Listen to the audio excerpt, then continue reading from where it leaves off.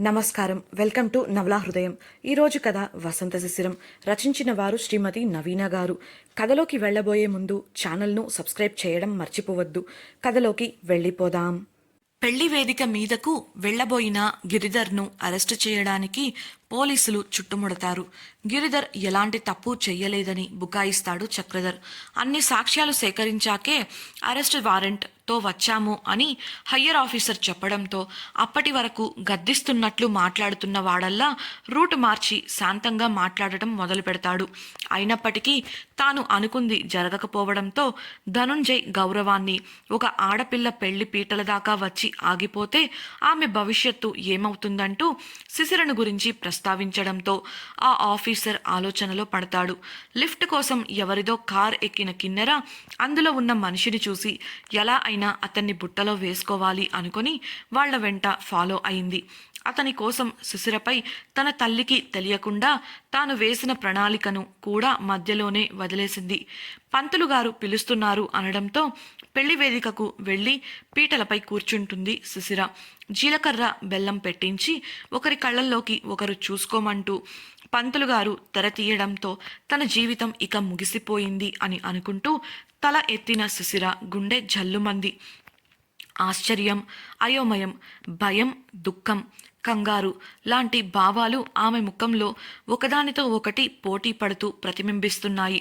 జీవితంలో చివరిగా ఒక్కసారి తన తండ్రి చెప్పింది వినేసిపోదాం అని గిరిధర్ లాంటి వ్యక్తితో పెళ్లికి సిద్ధపడింది. ఇక అంతా అయిపోయింది. నా కలలు, ఆశయాలు నాశనమైపోయాయి. ఇకపై నా జీవితం ఇంతే అనుకుంటూ నెమ్మదిగా తల ఎత్తి చూసిన శిశిరకు ఆకర్షణీయమైన కళ్ళు తన కళ్ళల్లోకి సూటిగా చూస్తూ కనిపించాయి. ఆ కళ్ళల్లో రాజసం, హుందా ఉట్టిపడుతుంటే అతని పెదవులపై ఉన్న చిరునవ్వు ఆమె మనసు ఓ నిమిషం గతి తప్పేలా చేసింది. ఆ ముఖం చూస్తుంటే అతని ముఖభావాలు ఆమెతో ఏవో ఊసులు చెబుతున్నట్లుగా అనిపించి అప్పటి వరకు తనలో ఉన్న బాధ కొంచెం కొంచెంగా తగ్గసాగింది. పెళ్లి కొడుకు స్థానంలో గిరిధర్ లేకపోవడంతో ఇక తను అతని నుంచి తప్పించుకున్నానని అనుకుంది. అంతలోనే గిరిధర్ స్థానంలోకి వచ్చిన ఈ వ్యక్తి ఎవరు? అసలు గిరిధర్ ఏమయ్యాడు? ఇక్కడ ఏం జరుగుతుంది? ఒక ముక్కు ముఖం తెలియని వ్యక్తిని తాను పెళ్లి చేసుకోవడం ఏంటి? అసలు అతను ఎలాంటి వ్యక్తి అనుకుంటూ తన ముందు ఉన్న వ్యక్తిని తదేకంగా గమనించింది. అతని కళ్ళు ఆమెకు భయపడొద్దు అన్నట్లు చెప్తున్నట్లుంది. అతన్ని తను ఇంతకుముందు ఎన్నడూ చూసింది లేదు. చూస్తుంటే అసలు ఈ ప్రాంతానికి సంబంధించిన వాడిలా కనబడటం లేదు. ఇలా ఆమె ఆలోచనలు సాగుతున్నాయి. పెళ్లి కొడుకు స్థానంలో ఉన్న వ్యక్తికి మాత్రం తెర తొలగించినప్పటి నుంచి శిశిర ముఖంలో పోటీ పడుతున్న భావాలు క్షణంలో మారిపోతున్నా ఆమె ముఖ కవళికలు ముద్దు ముద్దుగా అనిపించాయి. ఆమె కలువరేకుల లాంటి కళ్ళల్లో ఉన్న ఆశ్చర్యం, అయోమయం ఆమెకు మరింత అందాన్ని చేకూర్చాయి. ఇలా ఒకరి కళ్ళల్లోకి ఒకరు చూసుకుంటూ ఉండగానే పంతులు గారు తల్లిదండ్రులని, పెద్దలని పిలిచి నూతన దంపతులకు ఆశీర్వాదం ఇప్పించారు. అక్షింతలు వేసి ఆశీర్వదించిన ధనుంజయ్ అభిమానంగా చూస్తూ పెళ్లి కొడుకు చేతులు పట్టుకున్నాడు. ధన్యవాదాలు చెప్తున్నట్టుగా ఉన్న అతని చర్యకి ఆ పెళ్లి కొడుకు చిన్నగా కళ్ళతోనే సర్ది చెప్పాడు. ఆ తర్వాత మాంగళ్యధారణ, సింధూరధారణ, బ్రహ్మముడి, సప్తపది, తలంబ్రాలు, అరుంధతి నక్షత్ర దర్శనం తదితర పెళ్లి సంప్రదాయాలను శాస్త్రోక్తంగా నిర్వహించారు. శిశిర కూడా ఎన్నో సమాధానాలు తెలియని ప్రశ్నలు ఆమెలో ఉన్నప్పటికీ మౌనంగా ఆ కార్యక్రమాలలో పాల్గొంది. అలా చివరి ఘట్టం అయిన అంపకాలు రానే వచ్చాయి. తన తల్లి కళ్ళల్లో నీళ్లు చూసిన శిశిరకు దుఃఖం ఆగలేదు. ఆమెను హత్తుకొని గట్టిగా ఏడ్చేసింది. ధనుంజయ్ గారు, అమ్మాయిని పంపించడానికి కావలసిన ఏర్పాట్లు చూడండి. దుర్ముహూర్తం రాకముందే వారు బయలుదేరటం మంచిది అంటూ పంతులు గారు చెప్పడంతో ఆ బాధ్యతను ప్రకాశానికి అప్పగించాడు ధనుంజయ్. వరుడి చెయ్యి పట్టుకొని, మీరేం అనుకోకపోతే మీతో కాస్త మాట్లాడాలి, ఇలా వస్తారా అని మొహమాటంగా అడిగాడు ధనుంజయ్. సరే అన్న వరుడితో అక్కడ పక్కనే ఉన్న కాస్త దూరానికి వెళ్ళి నిలబడ్డాడు. వెళ్ళిన వెంటనే వరుడి చేతులను తన చేతుల్లోకి తీసుకున్న ధనుంజయ్, బాబు వసంత్, చాలా థ్యాంక్స్, ఏమిచ్చి మీ రుణం తీర్చుకోగలను అంటూ ఆర్ద్రత కలిగిన స్వరంతో అన్నాడు. ఆయన పరిస్థితిని అర్థం చేసుకున్న వసంత్, ఇంత తక్కువ సమయంలోనే నన్ను నమ్మి మీ అమ్మాయిని నేను పెళ్లి చేసుకోవడానికి ఒప్పుకున్నారు. ఇంతకన్నా ఏం కావాలి చెప్పండి, ఇక ఆమె బాధ్యత నాది, మీరు టెన్షన్ పడకండి అంటూ నవ్వుతూ అన్నాడు. అందుకు చిన్నగా నవ్విన ధనుంజయ్ మౌనంగా ఉండిపోయాడు. దూరం నుంచి ఇదంతా చూస్తున్న వారికి ధనుంజయ్ పెళ్లికొడుకుకి థ్యాంక్స్ చెబుతున్నట్లు సులభంగానే అర్థమైంది. ఆపత్కాలంలో సమయానికి స్పందించి ఈ పెళ్లి ఆగకుండా ధనుంజయ్ పరువు పోకుండా కాపాడాడు వసంత్.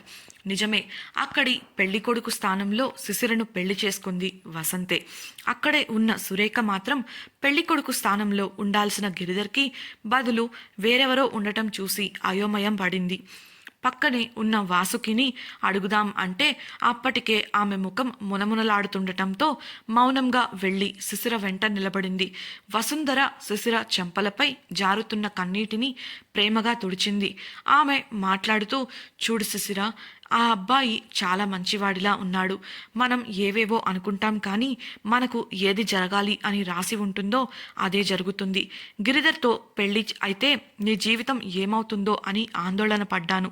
కానీ ఏవేవో జరిగి చివరికి నీ పెళ్లి ఈ అబ్బాయితో జరిగింది. ఇప్పుడు నాకు కాస్త ప్రశాంతంగా ఉంది. ఆ అబ్బాయి మనసిరిగి నడుచుకో అంటూ తల్లిగా అత్తవారింటికి వెళుతున్న కూతురికి సలహా ఇచ్చింది. ఇవన్నీ వింటున్న శిశిరకు అసలు ఏం జరిగిందో తెలుసుకోవాలని అనిపించింది. అనుకున్నదే తడవుగా తన తల్లిని అడగబోయేలోపు ప్రక్కనే ఉన్న సురేఖ ఆ ప్రశ్నను వసుంధరను అడిగింది. దీర్ఘంగా శ్వాస తీసుకొని వదిలిన వసుంధర శిశిర ముఖంలో కూడా తెలుసుకోవాలన్న భావన కనిపించడంతో చెప్పడం ఆరంభించింది. ఎవరో అమ్మాయిని మానభంగం చేశాడంటూ గిరిధర్ని పోలీసులు అరెస్టు చేయడానికి వచ్చారు. అప్పటికి చక్రధర్ చాలా రకాలుగా వారిని ఈ పెళ్లి అయ్యే వరకు ఆగమని బ్రతిమిలాడాడు. అందుకు మీ నాన్న పేరును ఆడపిల్ల జీవితం అన్న సెంటిమెంటు వాడటంతో ఆ ఆఫీసర్ ఆలోచనలో పడ్డాడు. అలా వివరిస్తున్న వసుంధర కాసేపటి ముందు అక్కడ జరిగిన సంఘటనను గుర్తు చేసుకుంది. చక్రధర్ అన్న మాటలకు ఆలోచనలో పడిన ఆఫీసర్ ముఖం చూసిన చక్రధర్ ఎలా అయినా ఈ అరెస్ట్ ఆపాలనుకుని ధనుంజయ్ దగ్గరకు వెళ్ళాడు. ధనుంజయ్ గారు, మీరు ఆడపిల్ల తండ్రి. ఈ పెళ్లి ఆగిపోతే మాకన్నా మీకే ఎక్కువ నష్టం జరుగుతుంది. అందులోనూ మీ అమ్మాయి లాంటి పిల్లను చేసుకోవడానికి ఎవరు ముందుకొస్తారు చెప్పండి. అందుకే మీరు ఒక్క మాట చెప్తే ఈ పెళ్లి జరుగుతుంది. మన రెండు కుటుంబాల గౌరవం నిలబడుతుంది. మీ మీద ఉన్న గౌరవంతో వాళ్ళు ఖచ్చితంగా ఆగుతారు అంటూ నీ కూతురికి ఇది పోతే ఇంకో సంబంధం రాదు, నా కొడుకు తప్ప వేరే గతి లేదు, కాబట్టి నువ్వు ఆఫీసర్తో మాట్లాడు అని ఇండైరెక్ట్గా చెప్పడంతో ధనుంజయ్ ఆలోచనలో పడ్డాడు.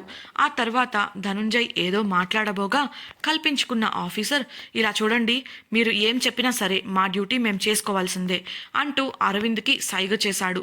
పోలీసులు గిరిధర్ని తీసుకెళ్లడానికి ప్రయత్నించగా అతను వాళ్ళ చేతుల నుంచి విడిపించుకోవడానికి ప్రయత్నించాడు. అయినా వదలకుండా లాక్కెళుతున్నారు. వాళ్లను ఆపిన చక్రధర్ ఆఖరి ప్రయత్నంగా, ధనుంజయ్ గారు, ఇది మన రెండు కుటుంబాల గౌరవ ప్రతిష్టలకు సంబంధించిన విషయం, ఏదో ఒకటి చెయ్యండి అనడంతో ధనుంజయ్ నిస్సహాయంగా తలదించుకొని నిలబడ్డాడు. ఇంత దూరం వచ్చాక కూడా అతను ఇలా ఉండటం చూసిన చక్రధర్ తాను కప్పుకున్న మేకతోలును తొలగించి పోలీసులను అడ్డగించాడు. అక్కడే ఉన్న వాసుకి కూడా తన ప్లాన్ పాడవుతుందని భయంతో ధనుంజయ్ దగ్గరకు వెళ్ళి, వాళ్ళని ఆపండి బావగారు, ఈ పెళ్లి ఆగిపోతే మన పరువేం కావాలి?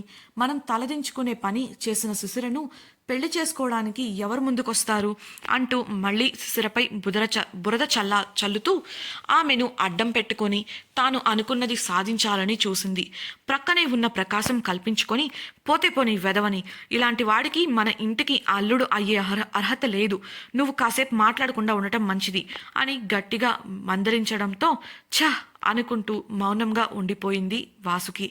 ఇంత జరుగుతున్న ధనుంజయ్ రెస్పాండ్ అవ్వకపోవడంతో గిరిధర్ ఉక్రోషంగా, చూడు మామా, నేను తప్ప నీకు నీ కూతురికి మరో దారి లేదు. ఇప్పటికైనా మించిపోయింది లేదు. నువ్వు అడిగితే వాళ్ళు వెయిట్ చేస్తారు.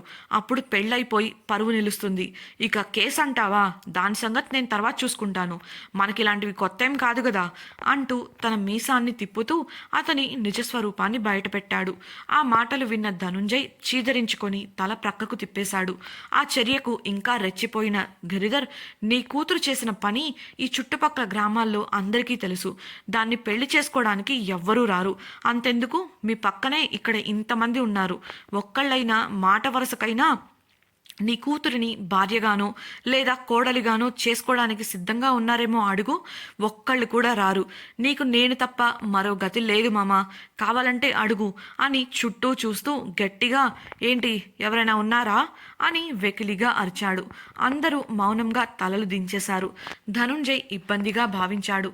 అతని మాటలకు మద్దతిస్తూ, చూసావా ధనుంజయ్, వేరే ఊళ్ళ వారి సంగతి వదిలే, కనీసం మీ ఊరి వాళ్ళు కూడా సిద్ధంగా లేరు. ఇప్పటికైనా మించిపోయింది లేదు. ముహూర్తం టైం కావస్తుంది కాబట్టి వెంటనే స్పందిస్తే బాగుంటుంది. నీ కూతురి జీవితాన్ని, నీ పరువుని కాపాడటానికి ఆకాశం నుంచి ఎవ్వరూ ఊడిపడరు. అలాంటి ఆశలు పెట్టుకోకు అంటూ హేళన చేస్తూనే హెచ్చరించాడు చక్రధర్. అంతలో ముందు వరుసలో కూర్చున్న ఒక వ్యక్తి లేచి అక్కడ గుంపు నుంచి తప్పించుకొని నేరుగా పెళ్లి వేదిక పైకి వెళ్లి పీటల మీద కూర్చున్నాడు. అది చూసిన వారంతా షాక్ అయ్యారు. వారిలో చక్రధర్, గిరిధర్, అతని పరివారం కూడా ఉన్నారు. తండ్రి కొడుకులు షాక్ నుంచి తేరుకొని ఏదో అనబోగా ఆపేసిన ఆఫీసర్, చూడండి, మీరన్నట్లు ఇప్పుడు ధనుంజయ్ గారి గౌరవం నిలబడుతుంది, ఆ అమ్మాయి జీవితం బాగుంటుంది. అయినా మీలాంటి వెధవల మధ్య ఉండటం కన్నా ఆ అమ్మాయికి మరో నరకం ఉంటుందా అని అడగడంతో కోపంతో ఊగిపోతూ ఆ ఆఫీసర్ కాలర్ పట్టుకున్నాడు చక్రధర్. మరుక్షణంలోనే అతని చేతులకు కూడా సంకెళ్లు పడ్డాయి. డ్యూటీలో ఉన్న ఆఫీసర్పై చేయి చేసుకున్నందుకు మిమ్మల్ని అరెస్ట్ చేస్తున్నాం అంటూ అరవింద్ చెప్పగా, రేయ్ అంటూ గింజుకుంటున్న చక్రధర్ని కూడా కలిపి లాక్కెళ్లి జీప్లో పడేశారు. ఆ వ్యక్తి పీటలపై కూర్చోవటంతో ఆశ్చర్యపోయిన పంతులు గారు అయోమయంగా ఏం చేయాలో అర్థం కాక ధనుంజయ్ వంక చూడగా, అప్పటికే ఆ వ్యక్తి వంక చూస్తూ నిలబడిపోయిన అతను పంతులు గారితో కానివ్వండి అన్నట్లు సైగ చేయడంతో పూజాది కార్యక్రమాలు మొదలుపెట్టాడు పంతులు. అలా గిరిధర్ స్థానంలోకి అతను రావడం వల్ల శిశిర జీవితంలో పెద్ద ప్రమాదం తప్పడంతో పాటు ధనుంజయ్ కుటుంబ పరువు వీధన పడకుండా ఉందని చెప్తుంది శిశిరతో నీ అదృష్టం బాగుండి సమయానికి పోలీసులు రాబట్టి పెద్ద ముప్పు తప్పింది అని వసుంధర చెప్తుండగా ప్రక్కనే ఉన్న వాసుకి కోపంగా, ఆ గిరిధర్ గురించి మాట్లాడే ముందు మనం మన పిల్ల సంగతి చూడాలిగా, శిశిర ఏ తప్పు చేయనట్లు మాట్లాడుతున్నారు, అవకాశం కోసం మానాన్ని అమ్ముకోవడం తప్పేగా అంటూ ఆక్రోశాన్ని వెళ్ళగక్కింది. ఇదంతా విన్న వసుంధర సమాధానం ఇచ్చేలోపే సురేఖ, ఏం మాట్లాడుతున్నారక్క మీరు, ఆ గిరిధర్ ఎలాంటివాడు అనేది చంటి పిల్లాడిని అడిగినా చెప్తాడు. పోలీసులు సాక్ష్యాలతోనే కదా వచ్చారు, అయినా శిశిర తప్పు చేసినట్లు మీరు చూశారా అని ప్రశ్నించడంతో, సాక్ష్యాలు ఉన్నాయన్నారు కానీ చూపించలేదుగా, అలాంటప్పుడు అతను తప్పు చేశాడని ఎలా నమ్ముతారు అని మొండిగా వాదించింది వాసుకి. కదా, మరి ఎవరో ఏదో రాసి పేపర్లు పంచితే శిశిర తప్పు చేస్తుందని ఎలా నమ్ముతారు? శిశిరకు ఓ న్యాయం, గిరిధర్కు ఓ న్యాయమా? చూడబోతే అసలు దీని వెనుక మీరు ఉన్నారని నాకు అనుమానంగా ఉంది. ఇది కూడా నిజమై ఉండొచ్చు కదా అని టక్కున అంది సురేఖ. అటు తిప్పి ఇటు తిప్పి తన మాట తనకే అప్పజెప్పడంతో కంగు తిన్న వాసుకి ఎక్కడ తన గుట్టు రట్టవుతుందో అని తడబడుతూ, అదేం లేదు సురేఖ, ఇట్టి పరువు మర్యాదలు ఏమవుతాయోనని భయపడి ఏదో అలా మాట్లాడాను అని మాట్లాడకుండా అక్కడి నుంచి వెళ్ళిపోయింది. ఇంట్లోకి వెళుతున్న వాసుకిని ఆపిన ప్రకాశం, వాసుకి, కిన్నెర ఎక్కడా కనిపించట్లేదు, తన అక్క పెళ్లిలో కూడా లేకుండా ఎక్కడికెళ్ళింది అని విచారించగా, అప్పటికే కోపంతో ఉన్న వాసుకి, ఇంతోటి పెళ్లి ఎక్కడా జరగదనా, అయినా అదెక్కడుందో నాకేం తెలుసు, ఈ ఇంట్లో నా మాట వినేదెవరంట అని విసురుగా లోపలికి వెళ్ళిపోయింది. ఇదంతా విన్న శిశిరకు మాత్రం ఒక గోతి నుంచి తప్పించుకొని మరో గోతిలో పడిన ఫీలింగ్ కలిగింది. ఎంత పెళ్లి ఆగిపోతే మాత్రం వదిలేయకుండా ఇలా ముక్కు ముఖం తెలియని వాడితో పెళ్లి చేయడం ఆమె జీర్ణించుకోలేకపోతోంది. తన తండ్రిపై కోపం ఏమాత్రం తగ్గలేదు ఆమెకు. గిరిధర్ లాంటి వాడికే ఇచ్చి పెళ్లి చేయాలని చూసినప్పుడు ఇతను కూడా అదే కోవలోకి వస్తాడని ఊహించుకుంది. దూరంగా నిలబడి అందంగా నవ్వుతూ మాట్లాడుతున్న వసంత్ని చూసిన ఆమె, ఎవరికి తెలుసు ఏ ముసుగు వెనుక ఏముందో, తనంతటి తానే పెళ్లిపీటలు ఎక్కాడంటే నాన్న నుంచి ఏదో ఆశిస్తున్నాడు అనుకుంటా, అందుకు ఈ అవకాశాన్ని ఇలా వాడుకుంటున్నాడు అని అనుకుంది. తనపై అటాక్ జరిగినప్పటి నుంచి ఎవరిని సరిగ్గా నమ్మలేకపోతోంది ఆమె. ఇంకా చెప్పాలంటే ఎవరిని నమ్మాలో ఎవరిని నమ్మకూడదో ఆమెకు అర్థం కావడం లేదు. అయితే ఇక ఎన్ననుకొని ఏం లాభం? ఈ పెళ్లి కారణంగా తన కలలన్నీ కలలుగా మారిపోయాయి. ఇక ఇంతకు మించి జీవితంలో మారబోయేది ఏమీ లేదనుకుంటూ తనలో తానే బాధగా మూలిగింది. ఇలా ఆలోచిస్తున్న ఆమెకు వసుంధర బలవంతంగా బ్రతిమలాడి భోజనం పెట్టింది. ఏదో తినాలి అన్నట్లు 4 మెతుకులు తిని ఇక వద్దని చెప్పేసింది ఆమె. బయలుదేరాల్సిన టైం అవడంతో వసుంధర, సురేఖ పరివారంతో పాటు శిశిరను తీసుకొని కార్ దగ్గరకు వచ్చారు. అప్పటికే ప్రకాశం కావాల్సిన సామానంతా కారులో పెట్టించడంతో బయలుదేరడానికి అన్ని ఏర్పాట్లు పూర్తయ్యాయి.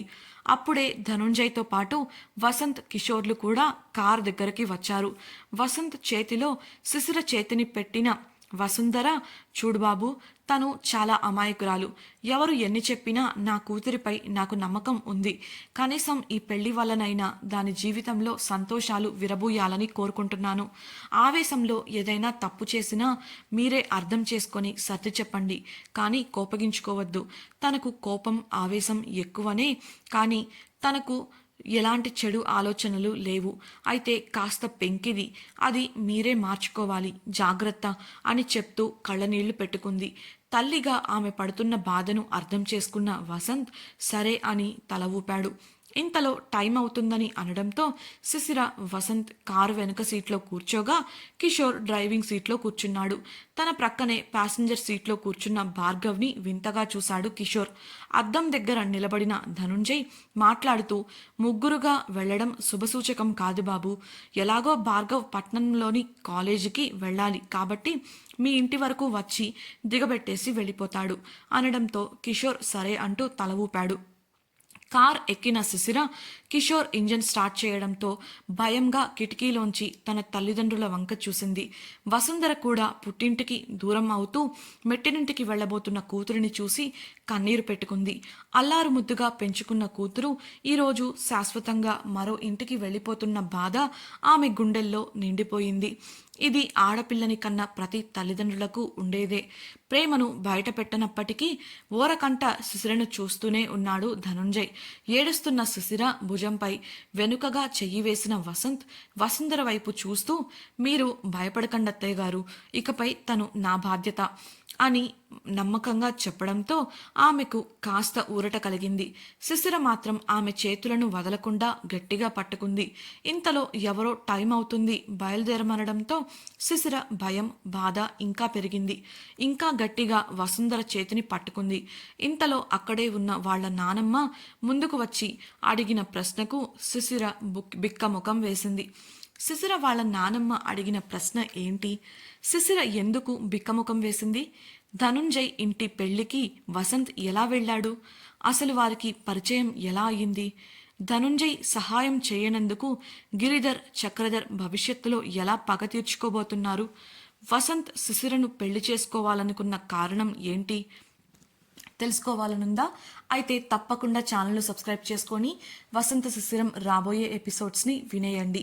మీకు ఈ వీడియో నచ్చినట్లయితే లైక్ చేసి మీ సన్నిహితులతో షేర్ చేసుకోండి. మీ అభిప్రాయాలను మాతో పంచుకోవడం కోసం కామెంట్ సెక్షన్లో తెలుపగలరు. ఇట్లు మీ నవలా హృదయం టీం.